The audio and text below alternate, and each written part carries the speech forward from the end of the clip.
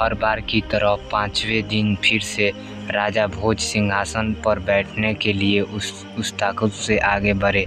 सिंहासन की तरफ एकदम बढ़ते ही उसमें से पांचवी पुतली बाहर आई और उसने अपना नाम लीलावती बताया। लीलावती ने राजा भोज से कहा कि राजन विक्रमादित्य वीर होने के साथ साथ बड़े दानवीर भी थे। अगर आप भी उन्हीं की तरह एक दानवीर हैं तो आप इस सिंहासन पर बैठ सकते हैं। इतना कहकर लीलावती ने विक्रमादित्य दानवीरता की कथा सुनानी शुरू कर दी। एक बार राजा विक्रमादित्य के दरबार में एक ब्राह्मण आया। वह राजा से मिला और उनसे कहा कि अगर आप तुल्यगन में एक महल बनवाएंगे तो उनकी प्रजा में खुशहाली आएगी और उनकी कीर्ति चारों ओर हो जाएगी। राजा को उस ब्राह्मण की बात सही लगी और उन्होंने महल बनवाने का फैसला कर लिया।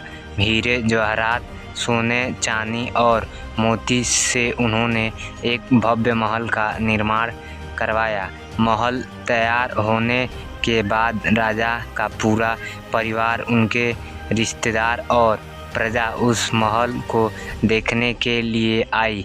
राजा विक्रमादित्य ने उस ब्राह्मण को भी आकर महल देखने का न्योता भेजा। सभी महल की खूबसूरती को देखते ही रह गए। वह ब्राह्मण भी महल देखकर दंग रह गया। महल की सुंदरता देखने के बाद ब्राह्मण के मुख से अचानक निकल गया, काश यह महल मेरा होता। ब्राह्मण की इच्छा जानकर राजा ने तुरंत वह महल उस ब्राह्मण को दान में देने का घोषणा कर दिया। महाराज की बात सुनकर ब्राह्मण हैरान रह गया। वह दौड़ता हुआ अपने घर पहुंचा और उसने यह बात अपनी पत्नी को बताई। उसकी पत्नी को इस बात पर विश्वास नहीं हुआ और उसने सोचा कि ब्राह्मण पागल हो गया है। वह अपनी पत्नी को यकीन दिलाने के लिए वह उसे महल लेकर गया। महल को देखकर और लोगों की बातें सुनकर ब्राह्मणी भी हैरान रह गई। उसने पूरा महल देखने की इच्छा जताई। पत्नी की इच्छा को पूरा करने के लिए ब्राह्मण उसे महल दिखाने लगा।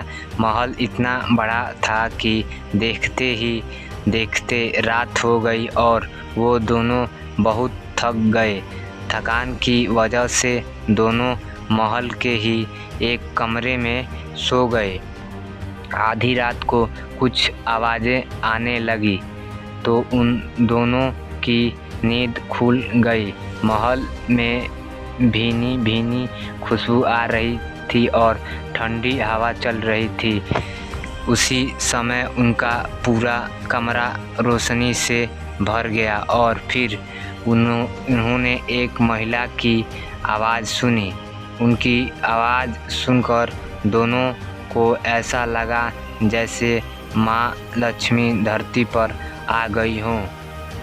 उन्होंने बार बार एक ही आवाज़ सुनाई दे रही थी, मैंने तुम्हारी इच्छा पूरी करने आई हूँ, तुम मुझसे कुछ भी मांग सकते हो।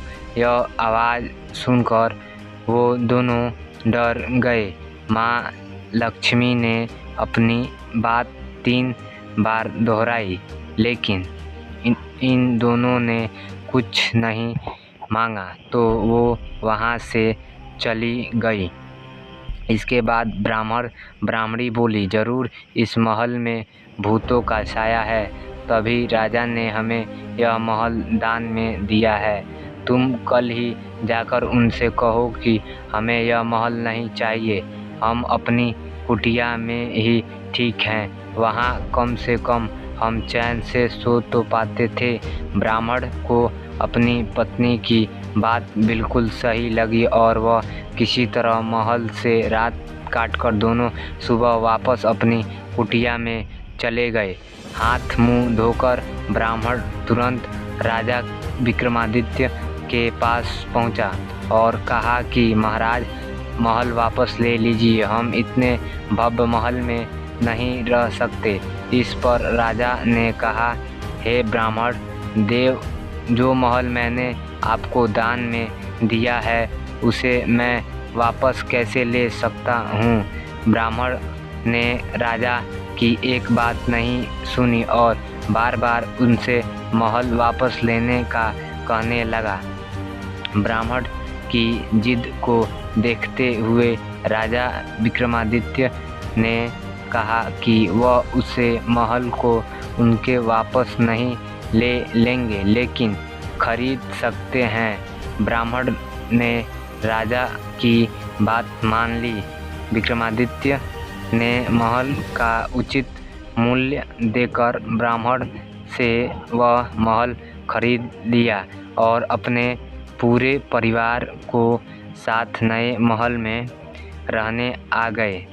एक रात जब राजा विक्रमादित्य महल में सो रहे थे तो दोबारा माँ लक्ष्मी वहाँ आई। उन्होंने कहा, राजन, तुम्हें जो चाहिए मुझसे मांग लो, मैं तुम्हारी हर इच्छा पूरी कर सकती हूँ।